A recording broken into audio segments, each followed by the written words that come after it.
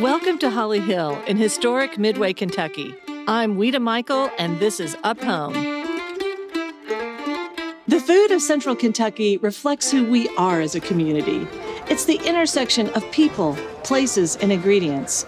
And when we find our place in that community, we become part of the greater story, honoring our past and celebrating our future. Our final episode is all about coming home and how this process can reveal the intersections of culture and agriculture. Kentucky is blessed to have so many artists with deep connections to the land. If one voice could speak for them all, it would certainly be Wendell Berry's.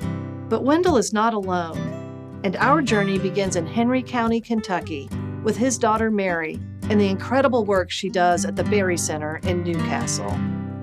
When people say the biggest problem in rural America is lack of broadband access, I do not agree. The biggest problem in rural America is that we have no farm economy. Yeah. The biggest problem in rural America is that rural people have been looked down on for generations. There isn't a quick fix, but Mary looked to her grandfather's work with the Tobacco Price Support Program as a foundation for one of her initiatives. Well, I was desperately trying to figure out how to get our existing farmers involved in a local food economy in a way that would work for them. The Burley Tobacco Program set up a way to function that asked the farmers to produce a quality product because quality paid, but the rest of it was taken care of by an entity in the middle to move product, to take care of parity pricing, and so on and so forth. So that's what I set out to do. Our Home Place Meats focuses on letting farmers do what they do best and paying them a living wage for their efforts. The most important thing to me at the outset was that this fit the farming our farmers are already doing. It asked nothing of them but that they abide by the principles of the program, that there was no grain fed, that these calves are on their mother's milk and grass outside, that there are no antibiotics, steroids, or hormones given. So this just works. It just works for the farmers. Well, let's talk about the students that you work with here at the Berry Center and the degree program and what that is and your partners, et cetera. The principal major in colleges and universities for 40 years has been upward mobility, and now it needs to be homecoming. The Berry Center has partnered with Sterling College in Vermont to create the Wendell Berry Farm Program. Now young people can actually get a degree in the type of farming that has inspired the Berry family for 10 generations. But there's also a liberal arts piece.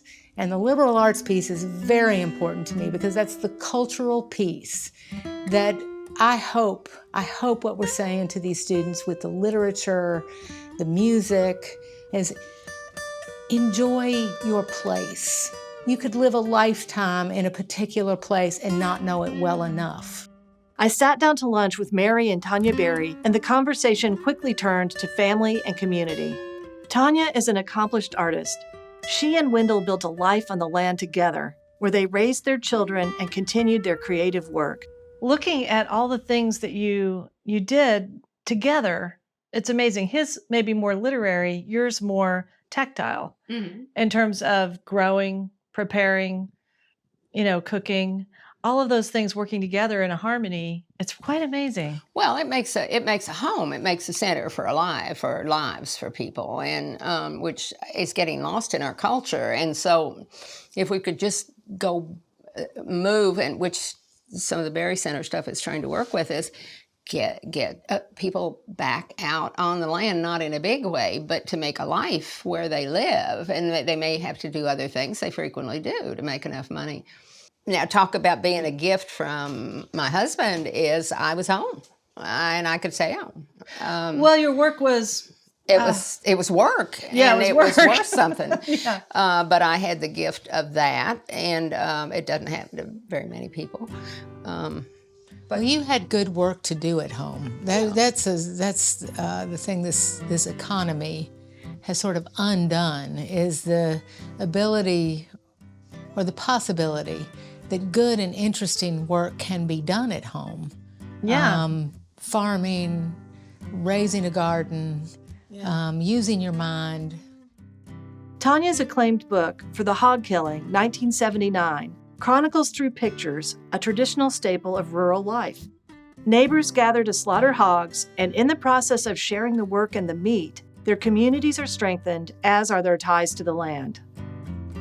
One of the great things about my parents, the way they raised my brother and me, they told us to appreciate good farming, to see it as an art, to see it as not just farming or not just cooking or not just homemaking. Yeah. These were high arts. Yeah. And should not have ever lost their status. Sage advice to young people wasn't limited to the immediate family. When David Wagoner and Arwen Donahue decided to move from Washington, D.C. to a remote farm in Nicholas County, Wendell and Tanya were happy to help. The advice that he gave us that very first visit is something that we have revisited over and over and over again. And there were three key things. One was, don't depend on all of your income to come from the farm. Another piece of advice was write your own script. Don't assume that you're just falling into somebody else's story. You're writing your own story, which has meant a lot to me. That means a lot to me. That's a great advice. Yeah. And then related to that was live your life from inside of it, not outside of it. Don't look at yourself from the outside looking in. Be in it. I've known David and Arwen for more than 20 years, and their story of building a life along Crooked Creek is inspirational. They set down roots and raised their daughter Phoebe here.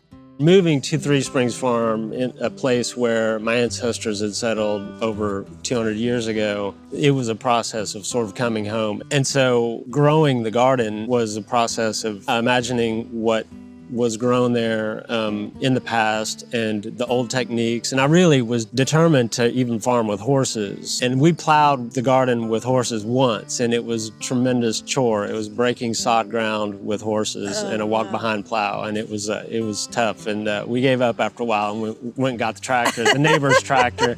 David and Arwen started a community-supported agriculture program, which grew to serve 60 central Kentucky families.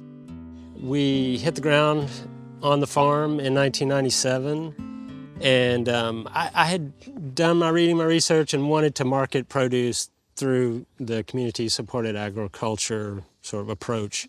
Yeah.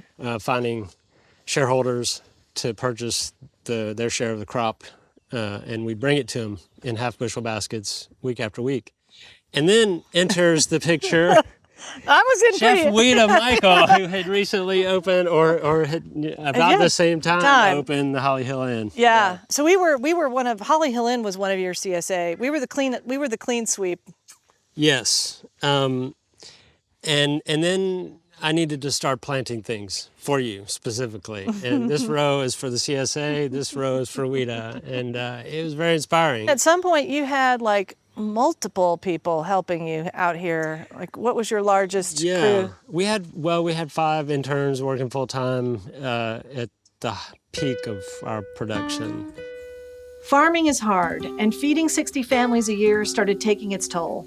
They scaled back production, and now David has transitioned to growing and sourcing food exclusively for our restaurants. In addition to farming, Arwen explored this new experience through her work. The process led her to a community rich in the tradition of place-based art. And not having grown up in Kentucky, I was really struck by how remarkable it is that there are so many artists who are drawing inspiration from the land in their work in such a deep And you didn't way. know that before you came? No. I knew there was Wendell Berry, but he was the only artist I knew of here. And so Wendell was the first person I knew of, and he was the first person I interviewed for this.